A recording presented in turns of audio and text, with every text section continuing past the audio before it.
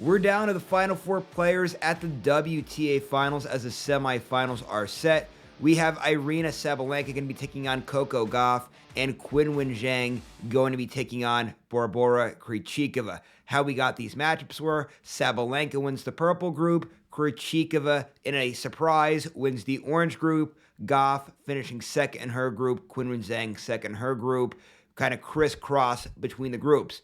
Now, with that being said, let's start to break down these matchups. Pretty exciting matchups. We'll start with the really big one here that most people are going to have their eyes on. Aryna Sabalenka, Coco Gauff. What a huge matchup here in the semifinals with two players that have been playing very well tennis as of late. For Sabalenka, you guys know if you come to this channel, we'll go through her body of work yet again. She wins at Cincinnati, wins the US Open, follows that up, very good showing at the China Open, making it to the quarterfinals, then wins in Wuhan. Now for Gauff, she was struggling a little bit, splits up with her coach Brad Gilbert, and then has been red hot since. She won the China Open. That was her first WTA 1000 win of the year. Follows it up with a very good showing in Wuhan. Now here she is in the final four players at this year's WTA Finals.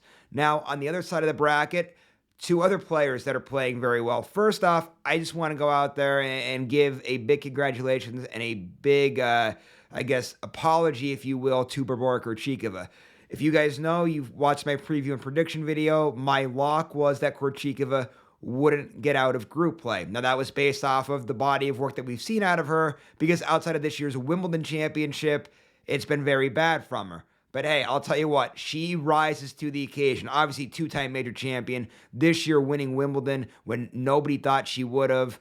And now here at the WTA Finals, making it because of that Wimbledon championship that she has, not because she was in the final 8 players via the rankings. And she ends up being the top seed out of that orange group. So great showing for Krejcikova so far as she now takes on Qinwen Zheng. Now, Zheng, right, we're talking about players that have been red hot as of late. Her end of 2024 has been very impressive as well. She wins the Olympic gold medal, which was a big thing after seeing her in the earlier part of the year, finishing runner-up at the Australian Open. We kind of saw her dip a little bit, but then wins that Olympic gold medal, follows it up with a quarterfinal appearance at the US Open, and then playing very well at the China Open at Wuhan, even winning a smaller tournament in the lead-up to this year's WTA Finals. She's playing very well right now. So with this Zheng and Krejcikova matchup, you have two players that right now are playing very well, and I think stylistically could give each other problems. This is going to be a very tight matchup, in my personal opinion. It should be interesting who comes out of that one. Now, on the other side, when we're looking at that big matchup that everybody's going to have circled with Sabalenka and Gauff, I think it's really going to come down to how is Gauff going to serve. If Gauff can serve very well, I think she has more than a puncher's chance. I think that one could be a very interesting matchup. But right now, Sabalenka, the way she's playing throughout these course of the hard courts, I mean, just dominating the hard courts really all year long, winning that Australian Open. Now, given what we've just seen out of her recently, it's so hard to go against Sabalenka right now. She is rolling.